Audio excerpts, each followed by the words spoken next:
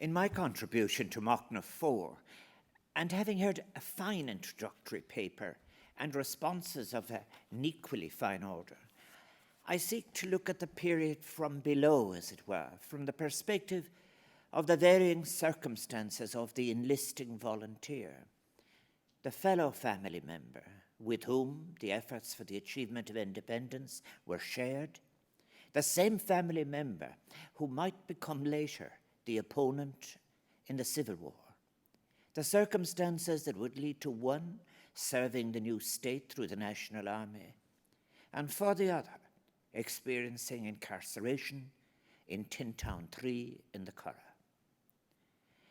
One cannot help wondering if the great flaw in the political discussion of the period is the absence of a discourse as to how minorities are to be catered for in the context of majority rule, be it in North or South. There were good grounds for the defence of conscience that a diverse Protestant set of peoples might rightly have held, one that consisted of a resistance to what might be discerned as a strengthening clerical authoritarianism and absolutism of belief in what was to be the Free State. There was much more than this, however, to what became in Northern Ireland a project of establishment and consolidation of a sectarian state, one with exclusions directed at the minority in terms of the very essentials of life: housing, employment, education, and participation itself in the changes in the basic right to vote. The World War was over and empires were in flux. Member peoples from various forms of dominion had fought together, including Irish people, under the flag of empire. The majority of those who fought from Ulster now located the defence of all their interests, and indeed privileges, within a victorious empire. South of this was a state that was and had become more clericalist and conservative by the day since 1829 and the achievement of Catholic emancipation, that by the 1930s would have a profile that could be evaluated as indeed contradicting the individual principles of conscience, not only as might be perceived in the North, but by any citizen dreaming of the values of a republic. The forming of the volunteers in the North, the import of arms, and the British government's acquiescence to it suggested a legitimation for a specific form of separation was available. Volunteers were, in response, organized in the South on a wide basis. What was the class composition of the volunteers, and how did it differ North and South? When I look at those historical photographs, such as those which appear on the cover of Padraig Yeats's book, A City in Civil War, Dublin, 1921-4, Locke Collins's Ireland's War of Independence, or those other books which depict the fighting column, I am struck by their youth, but also by their dress. The gap between their form of dress, with their shirts and braces-supported trousers, the occasional cap, and the later photographs of those hatted representatives sent to London or delegated later to go to Dublin to debate the treaty, is striking. Then, too, there was some self-selection in those who went to Dublin. Back down in the rural areas among the ranks of the volunteers or the flying columns, it is doubtful if the nuance of all the distinction in forms of separation from empire or independence was being discussed by those in such pictures. As I look, I cannot help asking, how many among them are likely to become proprietors of a farm? How will they, as siblings or neighbours in the future, react to their having been divided, not only by sides taken, but in terms of prospects for the future? In the moment of the photo of the flying column, they are united, both in circumstance and purpose, as well as dress. This bonding will not last, however, and when their stories are recovered, when the War of Independence and Civil War are over, they will tell of more than a great scattering, They will give evidence of the consequences of an inheritance pattern as to land that required not only a scattering, but of lives with different roles. Life as a relative assisting would be a lesser life than proprietorship. After the War of Independence and the succeeding Civil War, new class divisions will be created, old ones reinforced. Some will go home to make something of their meagre acres. Others will have no choice but to immigrate. Others, again, will seek some form of employment in the town or with larger farmers. Others will sink into poverty. Some will go on to prosper in the following decades, secure in land, perhaps having acquired more, having acquired too, status and reputation, become pillars of society, guardians of respectability, not only for themselves, but as a necessary imposition on others, seen as feeble in moral fibre terms, are suspect as to class, and thus deficient in relation to the values the qualifying orthodoxy demanded and sought to impose. A powerful element that remains as part of the context of the period is land. There is a huge proportion of land from estates yet to be divided. There are those who have identified parts of estates for which they have aspirations of ownership, an ownership not needed quite the same as before for survival, as a previous ancestor might have sought through a plot for potatoes. This is hardly surprising. After the Land Acts, proprietors have moved beyond the securing of the plot for survival. It is now about having the means of making a living, of being secure within the confines of respectable status, of aspiration to have even greater respect in the next generation, even perhaps to advance to a position in the diocesan clergy, take advantage of the openings in the civil service, make a breakthrough to the rank of the native gentry in the professional classes, get to bring one's horse to the hunt. At the basis of it all was land. Ownership of the farm having been given to one family member, one female released by an incoming dowry, meant the surplus family members had to become relatives assisting, or find employment away from home, or indeed emigrate. This was the experience of those such as my father, like so many others from large families. Siblings are united, however, in the War of Independence, sharing a reaction and abhorrence to acts such as those of the Black and Tans, and sharing too the long memory of the exclusions and humiliations recalled through the generations. Many would have to go at a distance from where they were born. In the 120 years since the Act of Union in 1800, 8 million Irish people had emigrated. In 1901, of those born on the island of Ireland, a majority lived abroad. In the decade under review, the 1920s, acts of violence when they occur in relation to land agitation will be consistently condemned, but the responsibility for them after the Civil War will be frequently attributed to, among others, the newly released detainees after the Civil War, to such an extent that they will be forced to leave their home parishes. This, too, was an experience my father shared. Through 1924, the number seeking to find work abroad chose to opt for the United States, some with permits from the IRA, others without.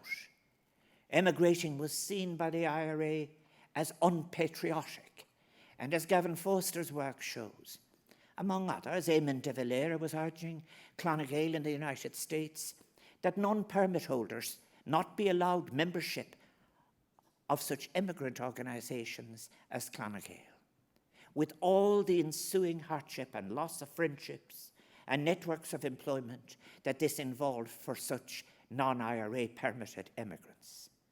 This was despite the entreaties of Sean Moylan, for example, in 1923, to whom my father would later be writing of the endless bureaucracy of the pension system.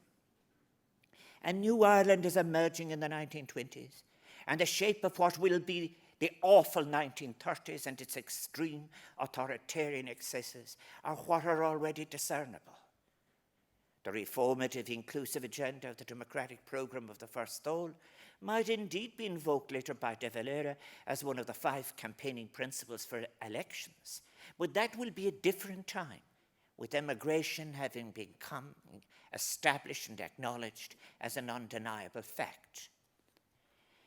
There had been a clear mandate given for independence in the 1918 election, one that was not respected.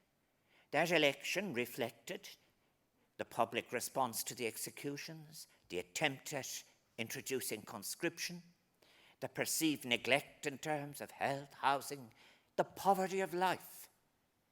Reflecting on the truce declared between the British government and the insurgent Irish Republic on the 11th of July 1921, senior civil servant Warren Fisher remarked, "Better late than never, but I can't get out of my mind the unnecessary number of graves."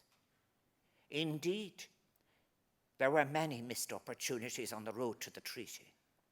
Perhaps chief amongst them, war having broken out, was the intervention to mediate by Bishop Joseph Clune of Perth, Australia, in November and December 1920, which almost led to a ceasefire. The bishop had extensive talks with senior civil servants and had met with Michael Collins in secret. However, the talks stalled, not so much on the political questions as on the manner in which violence would be ended before real negotiations could begin. An agreement was almost reached for a ceasefire in December 1920, but foundered on Lord Lloyd George's insistence that IRA arms be surrendered before any negotiations could start. Prisoners would not be released, and existing sentences were to stay in place. The effective rejection of the Clune proposals was based too on the advice of General Macready in Dublin Castle, insisting that intelligence was suggesting that a military victory was possible. The result was 6 more bloody months, carnage in which well over 1,000 more people would die in the midst of the violence in Ireland. At least half of all casualties in the War of Independence between January 1919 and July 1921 were suffered in those first months of 1921. Weary from war and the effects of the misnamed Spanish flu of 1918 to 1920, from the house burnings, shootings, beatings, in particular the rampage of the Black and Tans, undisciplined as they were, and the auxiliaries who were described as professional officers, there can be no doubt that most Irish people were worn out and wanted peace. Yet in families, great risks had continued to be taken to support those in dugouts, in flying columns, or on the run. The decisive intervention on the road to truce is perhaps, indeed, as we have heard, that from South African Prime Minister Jan Smuts, who was approached by the Irish to mediate in May, urging negotiation on both sides of the Irish Republicans and on the British. It was he and Lloyd George who jointly drafted the widely quoted conciliatory speech made by King George V at the opening of the Northern Ireland Parliament, which expressed the hope that today may prove to be the first step towards an end of strife. This opened the door to the final negotiations for an end to hostilities. Smuts, along with Southern Unionist leader Lord Middleton, brokered the formal truce, agreed following negotiations between General Macready, Eamon de Valera, Cathal Brugha, Robert Barton, and Eamon Duggan in Dublin's Mansion House on the 8th of July. Both sides agreed to an end to armed attacks, arrests, destruction of property, and provocative displays to come into effect on midday on the 11th of July. There was, however, to be no release of prisoners, nor evacuation of Crown forces. As historian John Dorney has pointed out, the truce did not end violence overnight. Indeed, in the north, where loyalists feared a sellout of their position, as Belfast IRA officer Roger McCauley acidly remarked, the truce lasted 6 hours only. In fact, the day before the truce came into effect was nicknamed Belfast's Bloody Sunday. Such was the violence there. 17 people were killed or fatally wounded in Belfast on the 10th of July, and a further 3 were killed or fatally wounded before the truce began at noon on the following day. However, in most of Ireland, fighting did cease and the way was cleared for negotiations. The truce between the IRA and the British was in many ways a long-delayed arrival at a destination mapped out well beforehand. Smuts had proposed that the speech to be given by King George V in Belfast to open the Northern Ireland Parliament on the 22nd of June should be used to send a message to Sinn Féin, be an act of conciliation. The King readily agreed, and the delivered speech demonstrated a shift in language from the Crown that could be described as little less than a volte-face.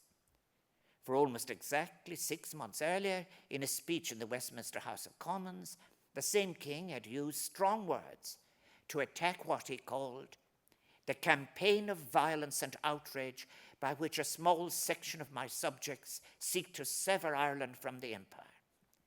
This reflects, too, the importance of the concept of the Empire, and indeed the symbolism of its head, something which would later be perhaps underestimated by Eamon de Valera. The ceasefire that was brokered on the 9th of July and came into effect on the 11th was, of course, widely welcomed. Yet the truce was not 3 weeks old before the IRA was warning units to keep amassing ammunition supplies. IRA Commander-in-Chief Richard Mulcahy addressed men in the training camps, warning them that the shooting war would recommence should the talks fail. Yet the truce did hold, and August-September saw the truce summer give way to the treaty autumn. The treaty debates, when they came, were difficult but also impressive in that they comprised a wider and robust stock-taking of the position by the contending parties, through which their differing views of the efforts of the past, parliamentary and otherwise, were laid bare and their hopes for the future were made public. The focus was placed on the possibilities and limitations of the constitutional options available. But little mention was made of the economy, nor of society in terms of how life would now be impacted for either the majorities or the political minorities of the population north or south. It would be much later, too, while he was preparing for entry to the Dáil, that Eamon de Valera would make reference to the democratic programme of the First Dáil. Indeed, perhaps to outflank the Labour Party rather than any indication of a conversion to social radicalism. The fate of Southern Unionists, too, was essentially ignored in the treaty negotiations. Though Sinn Féin had also campaigned to preserve the Irish language, relatively little use was made of this issue in the treaty debates. The majority, as we have heard, of the female TDs, aware of or anticipating the fact that what they would now be conceded would be a less than equal role, included some strongly in favour of continuing the war until a 32-county republic was established. Personal bitterness also developed at times during the debates, with Arthur Griffith remarking of Erskine Childers, "I will not reply to any damned Englishman in this assembly," and Cathal Brewer reminding everyone that the position of Michael Collins in the IRA was technically inferior to his. The main dispute was centred on the implications of the status that would be attached to Dominion, as represented by the oath of allegiance and fidelity, rather than existence as an independent republic. But partition, too, was a significant matter for dissent. Ulstermen like Sean McEntee spoke strongly against the partition clause. The Dáil voted to approve the treaty, but the objectors, including McEntee, refused to accept it, resulting eventually in a civil war, behind which stood the shadow of a threatening, non-departed, and very proximate empire. The treaty itself, for some few observers who had been interested in the general international independence movements, was described as having been procured by coercion and duress. The treaty was, they agreed, being proposed with a view to bringing peace to Ireland. But as we now know, it did not bring peace. Shapurji Saklavala, MP for the Labour Party and Communist Party, had been the only British MP to speak in the House of Commons against the treaty. Speaking as an anti-imperialist, he defined the treaty as an act of British imperialist coercion. On the King's address to Parliament on the 23rd of November 1922, Sacklagh remarked, "Either we're actuated by the motive of restoring true peace in Ireland, or we are doing it as partial conquerors in Ireland. Everyone knows that the treaty has unfortunately gone forth as the only alternative to a new invasion of Ireland by British troops. As long as that element exists, the people of Ireland have a right to say that the very narrow majority which in Ireland accepted the treaty at the time accepted it also on this understanding, that if they did not accept it, the alternative was an invasion by the Black and Tans of this country. The Irish treaty all along continues to suffer in Ireland from the fact that it is not a treaty acceptable to the people as a whole." Republican socialist Peadar O'Donnell was another of those who opposed the treaty on such structural grounds as the unfinished and unequal distribution of land distribution. It is striking how there has been in the early historiography such little space given for structural analysis, change, class, or its debate. North and South, there seemed to be more traction from a politics of fear. In the 1930s, the politics of fear would come to full assertion with the threat of communism becoming a shared tactic of church and constitutional politics. O'Donnell had believed that the IRA should have adopted the people's cause and supported land redistribution and workers' rights. He blamed the anti-treaty Republicans' lack of support among the Irish public in the Civil War on their lack of a social programme. This was indeed a view supported by some Republicans, notably Liam Mellows.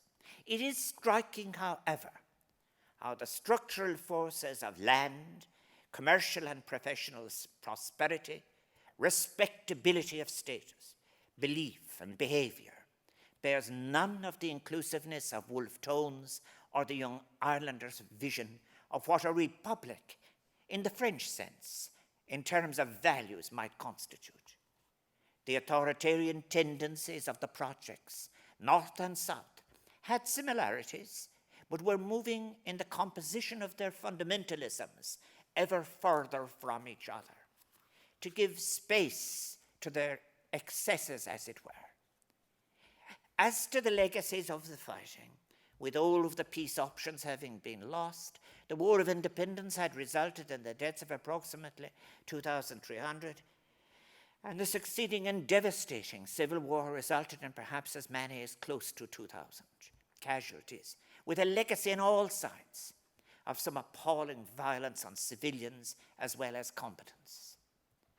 Those who left the army on both sides were left in a perilous pecuniary state, often deeply disenfranchised, with some returning into farming small and often poor plots of land, others returning to the trades, where it was allowed for them to return.